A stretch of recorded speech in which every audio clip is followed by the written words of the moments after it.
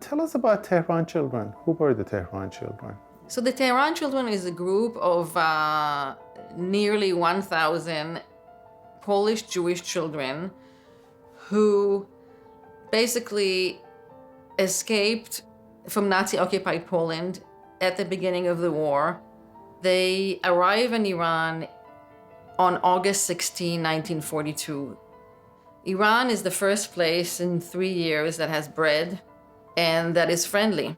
And the descriptions of hospitality are very spontaneous, very heartwarming.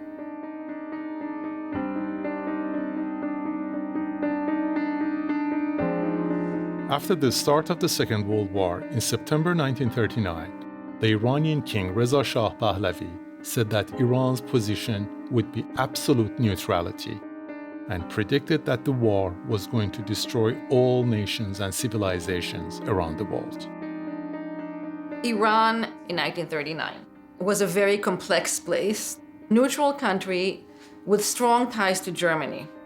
So we know German engineers were building Iranian railroads and bridges in the 1920s, and those ties between Germany and Iran did not stop with the rise of Hitler. On the contrary, you have Germans, right? Christian Germans who are in Iran, who are working. Many of them are affiliated with the Nazi party.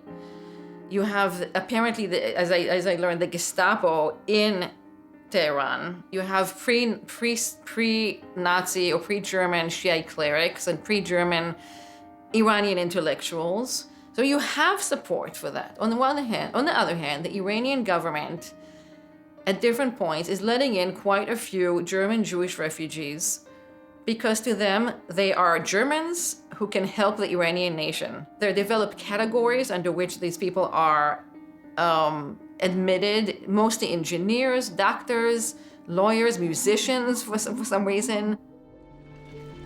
Reza Shah was a nationalist dictator who ruled Iran with an iron fist. When he came to power in 1925, Iran had been dominated by the Russians and the British for decades. The king decided to forge new alliances and make Iran an independent country. Within 20 years, tens of thousands of Europeans and Americans were living in Iran. They trained Iranians and helped them build roads, bridges, schools, and different industries across the country. Allowing thousands of German and Austrian Jews to resettle in Iran was part of Reza Shah's plan to modernize his country in a short space of time. They give them work visas that they have to be renewed every 6 months. That started from 1933. And the last thing I read is that this community was about 3,000 people. My estimate would be maybe close to 1,000 that were Jewish. So it was not a policy that Iranians wanted to help Jews persecuted by Germans, by the Nazis. It was just a very practical decision that... Yes, it was just a practical decision. But at the same time, under those conditions, even being practical and pragmatic and non-ideological was already, a good thing.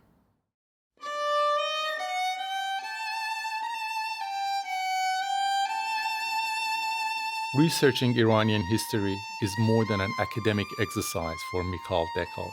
Her father, Hanan Teitel, was one of the child refugees in Iran. My father was born in a town called Ostrov Mazoviechka, very close to the Soviet border. It's a town of about 25,000 people. At the time, in 1939, about a third of them were Jewish. My father's family was a wealthy, established family in their town in Poland. They had been there for 8 generations. They owned a large brewery. Jews had been living in Poland for more than 1,000 years. Poland was home to the largest Jewish population in the world. Like other parts of the country, Ostrov Mazoviechka had a vibrant Jewish community. There were Jewish schools, businesses, and synagogues.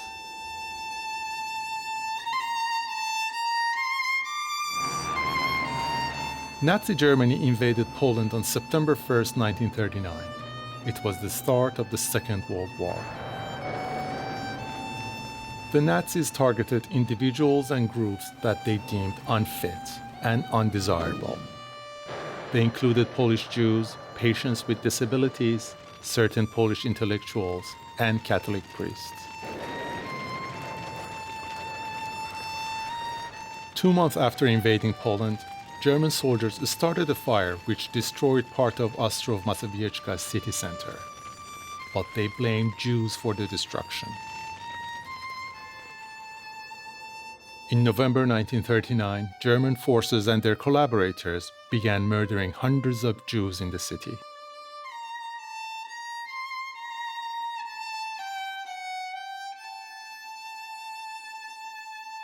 They were shot by machine guns. Their bodies just left at the outskirts of town. So that was actually the first mass massacre of Jews in Poland. Do you know how many people died? In this massacre, it's approximately 500. My own family, for those family members who did not escape and were not deported or who remained on the border, all of them died. We don't exactly know. We know some of them died in Auschwitz. The rest of the people, more or less, were all killed in Treblinka, which is a death camp that is about 10 minutes away from Ostrów-Mazowiecka.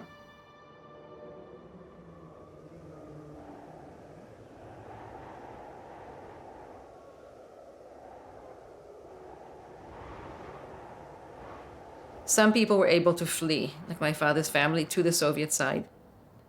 To leave was a hard decision, to leave everything that you had and basically to become a kind of refugee, a wanderer in the world. Around the same time, Leon Drucker, a Jewish businessman in the city of Katowice, purchased fake Aryan papers for himself and his oldest son, Herman. Leon's wife, Clara, and their 2 younger sons, Arthur and Marcel, had already gone into exile in Soviet Union. Marcel, who changed his name to Moshe, is now a prominent lawyer in Israel. רכש ניירות ארים עבורו ועבור אחי הרמן. החליפו מפעם לפעם דירות, כשבאחת הפעמים, כשאחי, שהיה צעיר, שהיה לו פחות סבלנות לשבת, יצא לרחוב, פגש בת כיתה שלו, יחד עם קצין גסטאפו.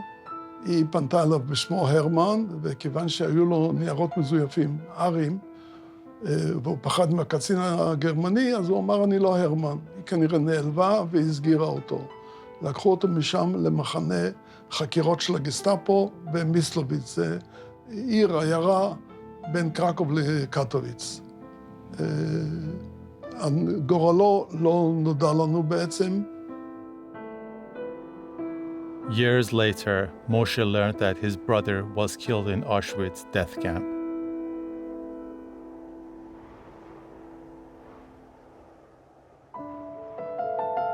Hanan Titel's family and many other Polish Jews escaped to the Soviet Union.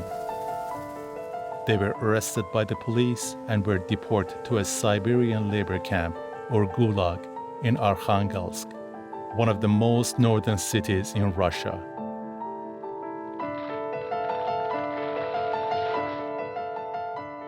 There is no footage of the Gulag in Arkhangelsk, but the images captured in other camps, including this one in Latvia, show the hardship in these camps, where prisoners had to undertake grueling hard labor for up to 14 hours a day. Almost 70,000 people died in the gulags every year.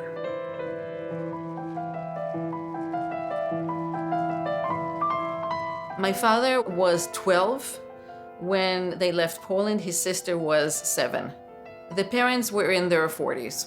So they are in a labor camp in Arkhangelsk under very, very difficult conditions with minus 50 degrees weather, cutting down trees to build the Soviet railroads. The Soviet assessed that 25% of the exiles died right there in those gulags and labor camps. הרעב הגדול היה בסיביר. ובסיביר,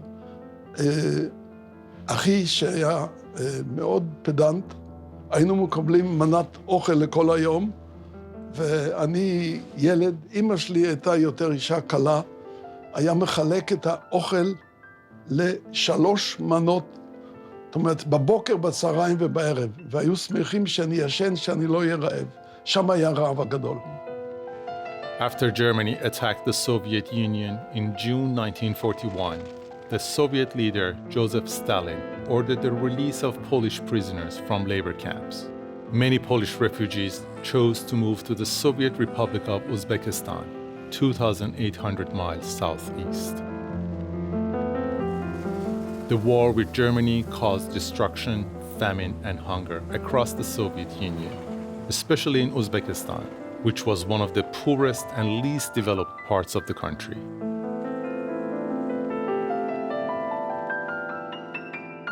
So there's tremendous famine, and of course the refugees are at the end of the food chain in this kind of situation.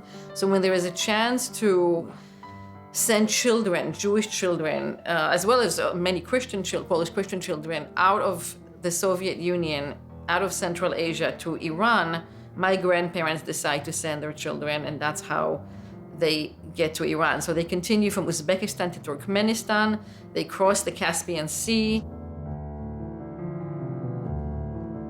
to separate from their children, to send them to their fate when you don't know when you're going to see them again. This was an excruciating decision. Some people said, we're not going to let our children go. Whatever will be our fate will be their fate. And entire families died of famine. My grandparents said, if we don't save ourselves, at least our children will be saved.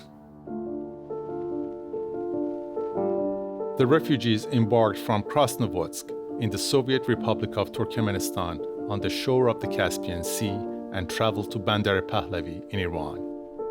By then, the Allied forces, Britain, the Soviet Union, and the United States had occupied Iran to prevent Nazi Germany from taking over the country. Iranians under occupation were suffering from economic hardship, but they greeted the refugees with open arms. They arrive in Iran on August 16, 1942. Iran is the first place in 3 years that is friendly. There was a rabbi, a Polish Jewish rabbi, who was also among the people who were evacuated. And he wrote a memoir, and he describes being transported from Pahlavi to Tehran. Their driver kind of checks if they're okay. He goes and he offers them cigarettes. He offers them apples or something like that. And he writes, he's treating us as people. This is unbelievable. He's treating us as human beings, even though we look as we look. And so that little gesture of simply treating the people on your bus as passengers, as regular passengers, even though they are refugees and they have nothing and they look horrible and they probably smell and so on, was described by this man as very a kind of restoring humanity in some way. A child named Emil Landau, who was born in Warsaw and wrote a travel diary. And he describes, for example, a scene where a Persian man buys the contents of a candy stall and gives to the children. Just he sees them, I think he gets tears in his eyes. So small gestures like that. It was not like any kind of like government or official gestures. It was just individual people. Jewish refugees were not the only Polish guests in Iran during the Second World War. Iranians also sheltered more than 100,000 Christian Poles during the conflict. This pathetic group of outcasts fled from Poland. They journeyed through western Russia and across the great Caucasus Mountains, until at last they have come into Persia, where camps have been set up for their relief.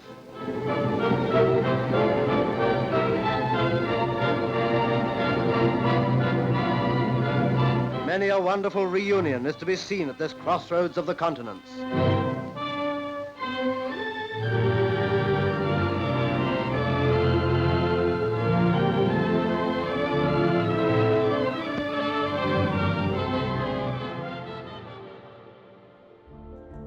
I want to emphasize that most of the refugees were not Jewish. So most of them were Polish, and the Jews are embedded, or they're Polish Christian, and the Jewish are embedded among them. They're taken to a camp on the outskirts of Tehran to the north.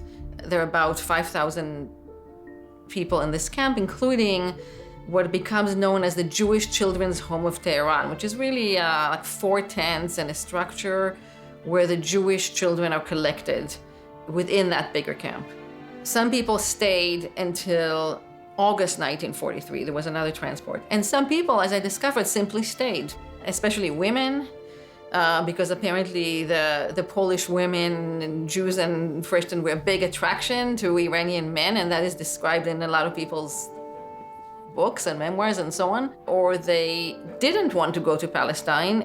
אתה זוכר את איראן? אתה זוכר, יש לך תמונות מאיראן, מהתקופה הזאת? לא, לא, כמעט שלא. זוכר את האוהלים, זוכר איפה, את המיטה שהייתה, זוכר פחות או יותר שהיה מקום, מגרש ריק. מה שעוד היה, היו על ידינו מחנה של ילדים פולנים נוצרים.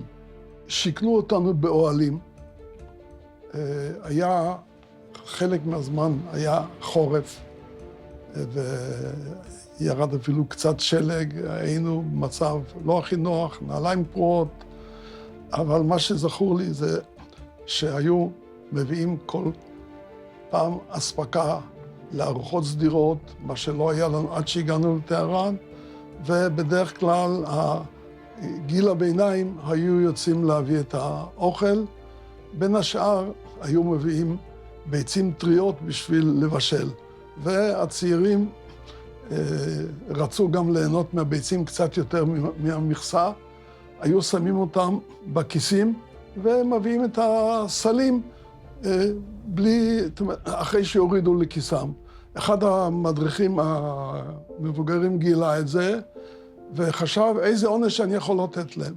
והחליט שהוא לא יעשה להם כלום, אלא למחרת שהיה להם בכיסים, הוא טפח להם על הכיסים ושבר את הביצים בכיסים.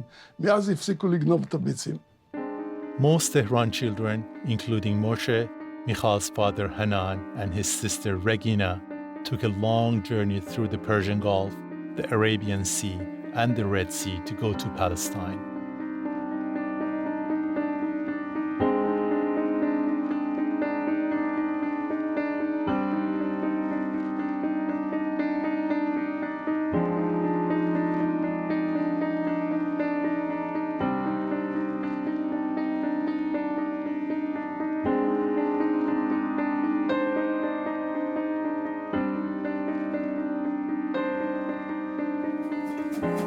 This rare footage shows the arrival of Tehran children in Palestine in 1943. They became Israeli citizens after the establishment of the Jewish state 6 years later. When did your father tell you about that story the first time, about separating from his parents? Never. He never told me the story. I only understood this moment, the gravity of this moment when I was writing the book. And my father, unfortunately, died in 1993. So I couldn't get information from him. But I interviewed my aunt at length. Why do you think your father never told you about this? My father never told me about this, I think, for several reasons. First of all, his personality. I mean, he was a very kind of closed off, reticent man. Secondly, culturally, again, in Israel, Tehran children were not considered survivors, and this was not a story that was told. It was only told as a kind of rescue story of Jewish children who were brought from Iran to Palestine. What happened before then was not particularly emphasized. Mikhal's book is both an historical account of the refugees and a contemporary travelogue about her journey in her father's footsteps through Poland, Russia, and Uzbekistan. I traveled to these different places and I was able to locate exactly where they lived, to completely restage that scene, including where they separated from their children. My grandparents took their children to the train station in Samarkand. They then returned to some kind of a point on a hill where they could see their train passing, and that's where they stood, and I stood there as well, and I could see the train tracks. My grandparents, I could only imagine them standing there very emaciated, basically separated from their children, and my grandfather was already sick with tuberculosis at that point, and my aunt described that she saw them standing there. When she saw them through the window as the train disappeared, and she saw their figures becoming smaller and smaller. And she never saw her father again because her father ended up dying before they reunited. Tehran children like Moshe Drucker were uprooted from their homeland and lived as refugees in Siberia, Uzbekistan, and Iran. But many of these children became prominent members of their societies and used their talents and hard work to contribute to their nations. היינו בית עמיד. ההורים בשנות ה-30, אבא שלי בווינה היה לו אוטו עם נהג, זה לא אוטו עם נהג היום. ואחרי זה בקטוביץ. בסיביר היינו חסרי כל. מדוע? כי לקחו אותנו ממקום נופש. אמא אפילו לא לקחה את התכשיטים בשביל למכור. מה שהיא מכרה, שהיו לה קומבינזונים ממשי לקצינים הרוסיים שם. היא עבדה, דרך אגב, כמרכזנית, היא הייתה, איך אומרים, קולטת שפות, אבל כך שזה היה מאיגרא רמא לבירא עמיקתא, ואחרי זה לאט לאט עלינו. ודאי שזה השפיע עליי, להגיד לך, עד היום. קשה לי קצת. אני ראיתי אישה מבוגרת, מחטאת בפח אשפה. אני רץ אחריה לתת לה כסף. אני כמעט לא מסוגל להגיד לא למישהו שמבקש נדבה. כי באוזבקיסטן הלכתי עם אמא וביקשנו אוכל. כך שזה השפיע עליי להבין שצריך לעזור לאנשים. ואני הרבה עוזר, גם כעורך דין, בלי שכר. אולי זה. אני מתנצל, אבל... When Mikhal started to write her book in 2006, the Iranian president Mahmoud Ahmadinejad and Iran's supreme leader Ayatollah Ali Khamenei cast doubt on the number of Jews killed during the Holocaust and invited dozens of infamous Holocaust deniers to a series of conferences in Tehran. Mikhal was not allowed to travel to Iran, the country that had saved her family because she had been born in Israel. The image of Iran portrayed by the Islamic government is the opposite of the image of the kind and hospitable country remembered by the Tehran children and hundreds of other Jewish refugees saved by Iranians. Unfortunately, we're seeing not only, maybe Iran is the most extreme example, but we're seeing that kind of turn to a more nationalistic, closed-off sentiment everywhere, including America, of course, but also, as we know, in England and in Israel and elsewhere. And I think my story shows very clearly that it's not beneficial, ultimately, to anyone. Of course, not to the refugees, but also not to the host communities. And sometimes it's just about being a little bit, not even about doing a lot, it's about not doing, right? It's about not discriminating. It's about not necessarily kissing and hugging people and having ceremonies for them. It's a kind of not persecuting them and not informing on them and so on. Definitely, I would say that the book shows the potential, right, that this could return one day, and that I think for most people that I interviewed, whether they were there for a short time in Iran, for a long time, describe this time as a very happy time.